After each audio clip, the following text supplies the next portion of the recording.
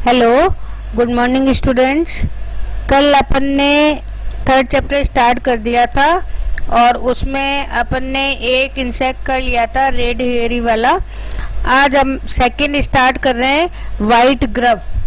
तो ये जो वाइट ग्रब है, उस वाइट ग्रब में अगर अपन इसका साइंटिफिक नेम देखें तो यह है होलोट्रिकिया कॉन्सेनगुनिया। फिर उसके बाद में ऑर्डर कोलियोप्टेरा और मेलेनोटिडी। अब देखो यहाँ पे ये भी जो है सर्वव्यापी है, यानी कि सब जगह मिलता है। और इसके जो है कुछ नाम अलग अलग और भी दे रखे हैं। एक है कॉकचेपर बीटल, फिर ये मे बीटल और जून बीटल। तो ये इसके अलग से नाम है। फिर उसके बाद में देखो, मैं जो आपको फोटो दिखा रही हूँ, इसका एडल्ट है ये। और ये कैसा दिखाई दे रहा है, थोड़ा सा ब्राउन ब्लैक कलर का है। और इसके अंदर जो है आपको पूरे तीनों जो पार्ट दिख रहे हैं, हेड पोर्शन भी दिख रहा है, थोरेक्स भी दिख रहा है और एब्डोमेन भी दिख रहा है। और अगर अपन इसकी थोड़ी सी साइज लें तो ये 18 मिलीमीटर तो लंबा लगभग, मतलब ये सिर्फ आइडिया के लिए होता है। और 7 mm जो है ये चौड़ा होता है। फिर उसके बाद में इसमें 2 पेयर जो हैं, 2 जोड़ी पंख पाए जाते हैं। आगे वाले जो पंख हैं वो थोड़े से मोटे होते हैं। और ये हर समय जो है, अभी जैसे बैठा है तो इसने दूसरे पंखों को ढक के रख रखा है। फिर उसके बाद में जो दूसरे वाले पंख हैं, वो पंख जो हैं थोड़े से आपको पतले उस तरह से दिखाई देंगे। फिर उसके बाद में अगर अपन इसकी ग्रब देखें। अब देखो, एक चीज ध्यान रखना, चाहे ग्रब हो, कैटरपिलर हो, लार्वा हो, ये सारी चीजें एक ही हैं, इनको आप अलग अलग मत करना। तो यहाँ पे ये ध्यान देना है कि अब आपको, क्योंकि इसी के नाम से है, जैसे वहाँ रेड हेयरी कैटरपिलर था, तो यहाँ पे इसका नॉर्मल नेम क्या है, वाइट ग्रब। तो आप देखो, ये सफ़ेद रंग की लार्वा स्टेज है।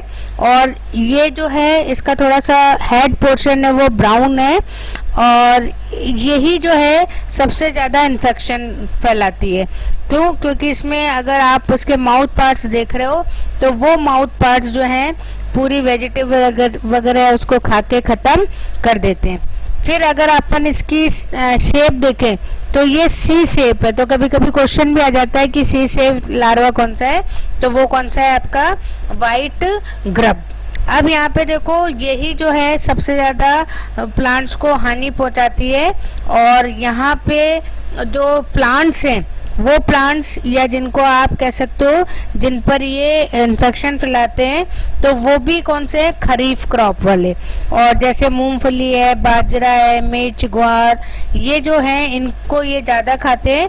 और उसके अलावा कुछ ये पेड़ों पे भी, जो ट्रीज हैं बड़े, उन पे भी मिलते हैं। जैसे अपने राजस्थान का स्पेशल है खेजड़ी, नीम, गूलर, जामुन, बबूल, इन पे भी ये बहुत ज़्यादा इन्फेक्शन फैलाते हैं। तो कुछ क्रॉप्स हैं और कुछ यहाँ पे ट्री हैं।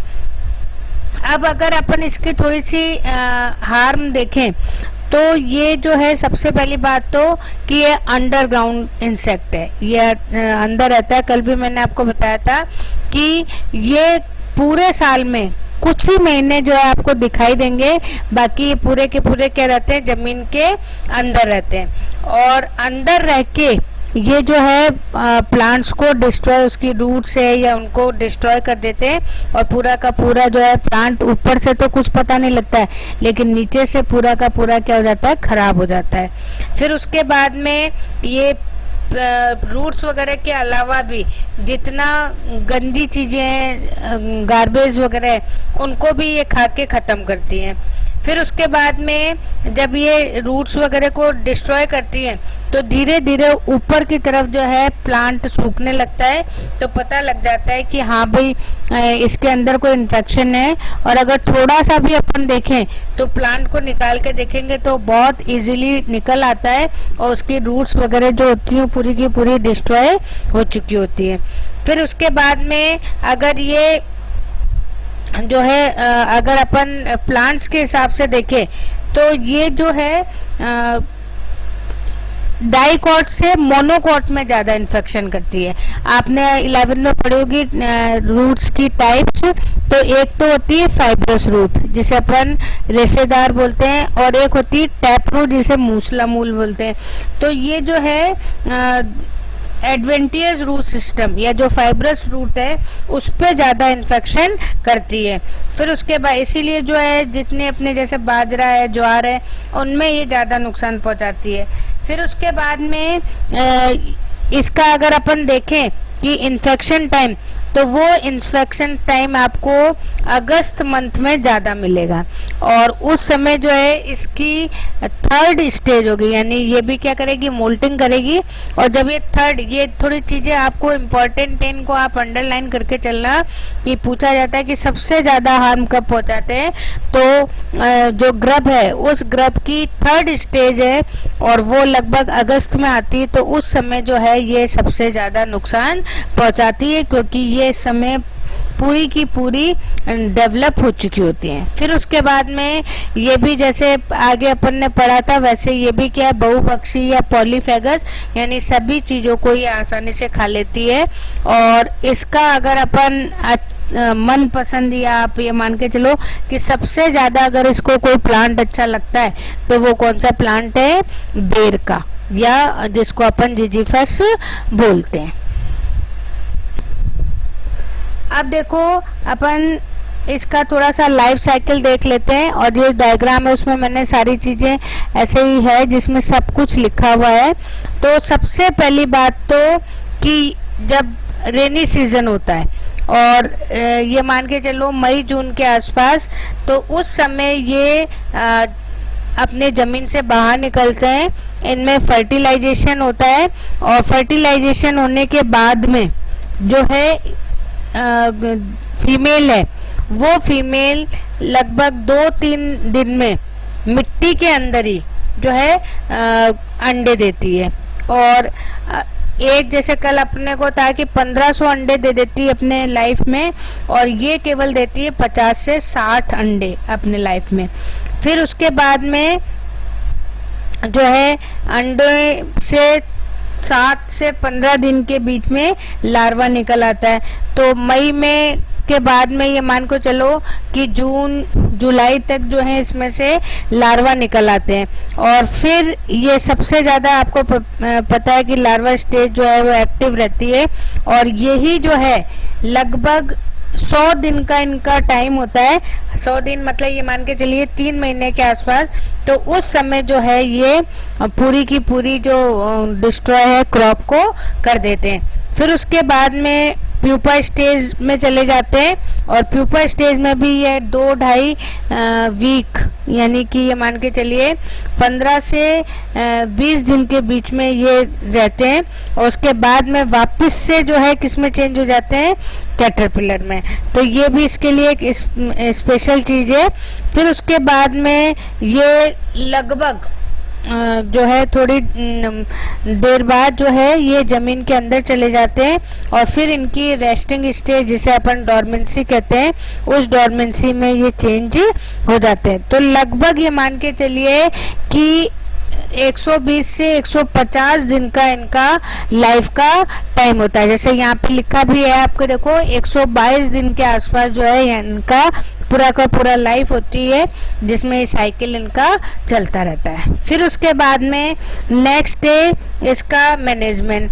तो मैनेजमेंट में इसमें इसका जो एडल्ट है उसको भी मारा जाता है, प्लस इसकी जो स्टेज है लार्वा स्टेज उसको भी ख़त्म करते हैं। तो सबसे पहले एग्रीकल्चर मैनेजमेंट है।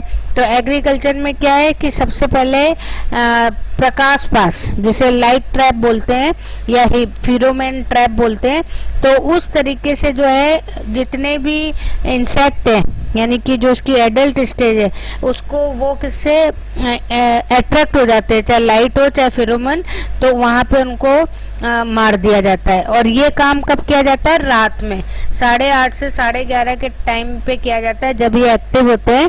तो ये लाइट से अट्रैक्ट होते हैं, फेरोमोन से अट्रैक्ट होते हैं, और फिर इनको जो है उनसे अट्रैक्ट होकर वहाँ पे उनको मार दिया जाता है। जब अपन फेरोमोन ट्रैप और लाइट ट्रैप पढ़ेंगे तब आपको इसका प्रोसेस समझ आ जाएगा। फिर उसके बाद में अगला है केमिकल।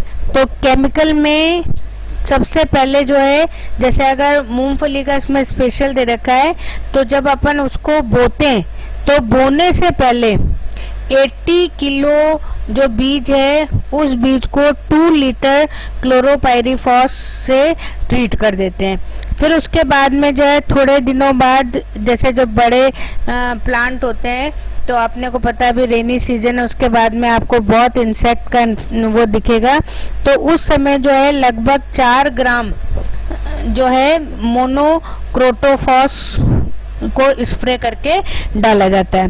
फिर उसके बाद में अगर ये ग्रब वगैरह बन गई है तो फॉरेट 10% जो ग्रेन्यूल्स हैं उनको यूज में लिया जाता है। और जब हम अपने पास में क्रॉप बढ़ जाती है या स्टैंडिंग क्रॉप जिसे बोलते हैं, तो उस समय जो है 4 लीटर क्लोरोपाइरीफॉस को पर हेक्टेयर के हिसाब से पानी के साथ में देते हैं। तो इस तरीके से जो है आज आपका ये वाइट ग्रब वाला कंप्लीट हो गया। अब नेक्स्ट स्टार्ट कर रही हूँ मैं आपको लोकस्ट या ग्रास हॉपर। अब देखो सेकंड आपका मैं इसमें कर रही हूँ टिड्डा या फड़का, लोकस्ट या ग्रास हॉपर। अब जो इसका कई बार अलग अलग नाम आ जाते हैं, तो थोड़े आप उससे कंफ्यूज मत होना। अगर अपन नोते हैं तो इसका साइंटिफिक नेम है सिस्टोसर्का ग्रिगेरिया। और अगर ऑर्डर देखते हैं तो आर्थोप्टेरा है, फैमिली इसकी एक्रिडिटी है, और उसके बाद में ये है। अब देखो अभी भी अपन ने देखा था कि बहुत ज़्यादा जो अपने राजस्थान में इसका पूरे जैसे टिड्डी जिसे नॉर्मल बोलते हैं, तो पूरे के पूरे उसमें आ गई थी। तो ये जो है बहुत ग्रुप में अटैक करती है, और अटैक करने में ये मान लीजिए कि थोड़े ही दिन में पूरी की पूरी क्रॉप्स को ये डिस्ट्रॉय कर देती है। अब देखो कि अगर वैसे अपन देखें तो ऑल ओवर वर्ल्ड में इसकी 5000 वैरायटीज़ हैं, और अगर अपने राजस्थान में या इंडिया में देखें तो यहाँ पे 9 वैरायटीज़ हैं, और उन 9 वैरायटीज़ में से 3 जो है वो इम्पोर्टेंट यहाँ पे दे रखी है। सबसे पहले है रेगिस्तानी टिड्डी।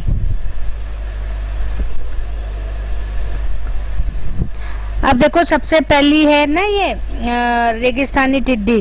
तो यहाँ पे क्योंकि नाम आपको ध्यान रखना है, सिस्टोसर्का ग्रिगेरिया फॉर्कस्कॉल। तो ये पूरा आपको नाम, क्योंकि इसमें नाम ये ज़्यादा आएंगे, बाकी ऐसा कुछ नहीं है। और ये जो है सबसे ज़्यादा हार्म पहुंचाती है। और ये जैसे अभी भी आपने देखा कि पाकिस्तान की तरफ से, क्योंकि डेजर्ट वाली है, तो ये उस तरफ से आती है और पूरा का पूरा जो राजस्थान है उस पर अटैक करती है। और अगर अपन देखें तो इसकी लगभग ये जो है 70 कंट्रीज में ये जो है अपना इफेक्ट को दिखाती है। उसके बाद में दूसरी है प्रवासिनी टिड्डी या माइग्रेटरी लोकस्ट। और अगर अपन इसका साइंटिफिक नेम देखें तो ये है इसका लोकस्टा माइग्रेटोरिया, और इसके नाम से आपको पता चल रहा है कि ये माइग्रेट होती रहती है। तो राजस्थान और गुजरात में जो है घूमती रहती है। और ये जो रिप्रोडक्शन है या जो इसकी ब्रीडिंग है, ये ब्रीडिंग भी जो है साल में 2 बार होती है। और उसके बाद में जो है कई जो वैरायटीज हैं उसमें इससे ज़्यादा भी हो सकती है। अब देखो थर्ड है बॉम्बे लोकस्ट या बम्बईया टिड्डी, और इसका जो साइंटिफिक नेम है वो है पतंगा सक्सिनेटा। तो यहाँ पे ये है, और ये जो है आपको गुजरात, तमिलनाडु, हालांकि नाम इसका बम्बईया है, लेकिन वो इस तरफ जो है वो ज़्यादा मिलती है। और उसके बाद में अगर आप देखो तो और की अपेक्षा करें तो ये थोड़ी सी साइज में छोटी होती है, और 1 साल में अपनी एक जनरेशन को कंप्लीट करती है। अब देखो ये तो तीनों टाइप हो गई। उसके बाद में यहाँ पे थोड़ा ये इम्पोर्टेंट है, प्रवस्था सिद्धांत या फेज थ्योरी। अब यहाँ पे मैंने आपको दो डायग्राम भी दे रखे हैं कि ये जो है अपनी डेजर्ट वाली, इसमें दो फेजेस पाई जाती है, एक तो सोलेटरी और एक है ग्रीगेरियस स्टेज। अब जो सोलेटरी स्टेज है उसमें क्या होती है कि नंबर इसके कम होते हैं और ये थोड़े से ग्रीन कलर के दिखाई देते हैं और ये नॉर्मल होते हैं, ये ज़्यादा जो है इन्फेक्शन नहीं पहुंचाते हैं। लेकिन जो दूसरी फेज है इसकी युति प्रवस्था या ग्रेगरियस फेज, इसमें क्या होता है कि बहुत सारे ये मतलब बिल्कुल ये माने नाम है ना यूथी, तो इसलिए जो है एक तो ग्रुप में मिलते हैं और ये उनसे अपेक्षाकृत कैसे होते हैं, थोड़े से डार्क ब्राउन कलर के होते हैं और धीरे धीरे जो है ये चेंज भी होने लगते हैं कि जो इसके अनडेवलप्ड होते हैं वो तो होते हैं थोड़े से पिंक कलर के, लेकिन जैसे जैसे ये और ज़्यादा डेवलप हो जाते हैं तो ये येलो कलर में बदल जाते हैं। अब एक चीज़ इसमें इम्पॉर्टेंट है और ये क्वेश्चन आता भी है कि ट्रांजिएंट अवस्था प्रावस्था कौन सी है, तो वो प्रावस्था कब है कि जब सोलेटरी ग्रेगेरिया में चेंज हो रही है तो उस समय एक इसकी ट्रांजिएंट स्टेज आती है, तो उसमें जो है एकल या जो आपकी सोलेटरी स्टेज है वो बिल्कुल धीरे धीरे किसकी तरह बिहेव करने लगती है, यूथी या ग्रेगेरियस की तरह। और फिर धीरे धीरे जो इनका जो अडेप्टेशन है, जो अनुकूलता है, वो अनुकूलता भी धीरे धीरे क्या होती है, बदलने लगती है। तो इस तरीके से जो है ये दो स्टेजेस हैं और ये इम्पोर्टेंट है। उसके बाद में अपन थोड़ा सा इसका देखेंगे कि किन प्लांट्स पे ये इन्फेक्ट कर रही है, तो ये भी खरीफ पे इन्फेक्ट करती है। और उसके बाद में अगर अपन देखें तो इसकी लार्वा और एडल्ट दोनों ही स्टेज जो है, लार्वा को आप मतलब लार्वा तो इसमें होती नहीं, अभ्रक या जो निम्फ स्टेज होती है, जो इसको आप बच्चा कह सकते हो, तो वो स्टेज ये जो है सबसे ज़्यादा प्लांट को नुकसान पहुंचाती है। और ये जितने अपने डेजर्ट हैं उन डेजर्ट प्लांट्स को ये ज़्यादा नुकसान पहुंचाती है। फिर उसके बाद में अगर अपन इसकी लाइफ साइकिल देखें, अब देखो इसकी लाइफ साइकिल है तो इसमें आप देखो कि सबसे पहले जो है इसमें फर्टिलाइजेशन होता है और फर्टिलाइजेशन के बाद में इसकी जो फीमेल है वो फीमेल अंडे देती है। और ये जो है लोमी, ये भी कई बार पूछा है कि कहाँ अंडे देती है, तो अधिकतर जो लोमी सॉइल्स होती है उसके अंदर ये 10 से 15 सेंटीमीटर गहराई पे अंडे देती है। और इसके अंडे जो है लगभग ग्रुप्स में होते हैं, 50 से 150 तक के ग्रुप में ये अंडे देती है। और आप डायग्राम में भी देख रहे हो कि किस तरीके से ये अंदर इसमें है उसमें ये अंडे देती है। और इसके जो एग होते हैं वो बिल्कुल जैसे अपने चावल होते हैं उस चावल की तरह दिखाई देते हैं, थोड़े से येलो कलर के। और ये जो अंडे, ये अंडे लगभग 10 से 40 दिन तक इनकी हैचिंग होती है, यानी कि ये इनका प्रस्फोटन काल होता है। फिर उसके बाद में जो है इसमें से थोड़े से वर्म की तरह इसके निम्फ या जिसको अभ्रक बोलते हैं वो बाहर निकलते हैं और इनमें लगभग 5 बार मोल्टिंग या निर्मोचन होता है और फिर उसके बाद में ये एडल्ट में बदल जाते हैं। तो इनका जो मेटामॉर्फोसिस है जो अपन पहले करा था वो कैसे है, इनकम्प्लीट। तो इसमें ना तो आपको लार्वा स्टेज दिखेगी और ना ही आपको इसमें प्यूपा स्टेज दिखेगी। फिर उसके बाद में अपन इसका थोड़ा प्रबंधन देख लेते हैं। तो सबसे ज़्यादा अभी भी आपने देखा होगा पेपर वगैरह में, तो इनको क्या कर देते हैं कि अगर इनका इन्फेक्शन ज़्यादा बढ़ जाए तो इनको जला दिया जाता है। आग वाले जो एपरेटस होते हैं उनको जला देते हैं। बाकी जो है नीम है, नीम की जो फल होता है निम्बोली, उससे इनको डिस्ट्रॉय करते हैं। फिर अगर अपन इसका बायोलॉजिकल देखें तो ये बहुत इम्पोर्टेंट है, ट्रॉक्स प्रोसेरस, ये जो है इसको यूज करते हैं क्योंकि ये इसके अंडों को खा जाता है, तो इससे बायोलॉजिकल ट्रीटमेंट हो जाता है। फिर एक और बायोलॉजिकल ट्रीटमेंट है बैसिलस thuringiensis, ये भी एक बैक्टीरिया है और ये बैक्टीरिया अगर इसमें चला जाता है तो ये इसको डिस्ट्रॉय कर देता है। उसके अलावा अगर अपन बायो कंट्रोलर देखते हैं तो मैना है, ये, और उसके बाद में स्टार्लिंग बर्ड है, तो ये बर्ड भी इनको खा के ख़त्म कर देती है। फिर उसके बाद में अगर अपन केमिकल देखते हैं तो केमिकल में जो है, अगर अपन जहाँ पे ये अंडे दे रही हैं या इनके जो डेवलपमेंट हो रहा है उसके चारों तरफ अगर अपन एक गहरी सी ट्रेंच या नाली बना दें और उसमें इंसेक्टिसाइड वगैरह डाल दें तो ये नष्ट हो जाते हैं, ख़त्म हो जाते हैं। उसके अलावा जो है जहरीला, ये भी इसको इम्पोर्टेंट कर लेना, पॉइजनस फॉडर को यूज़ किया जाता है और इस पॉइजनस फॉडर में जो है सोडियम फ्लूओसिलिकेट या पेरिस ग्रीन नामक जो है मिलाया जाता है, जिससे कि इसका फॉडर क्या होता है, जहरीला हो जाता है। तो ये जो केमिकल है इनके नाम भी आपके इम्पोर्टेंट है। तो आज अपना ये कंप्लीट हो गया, कल अपन नेक्स्ट पढ़ेंगे। Okay, thank you.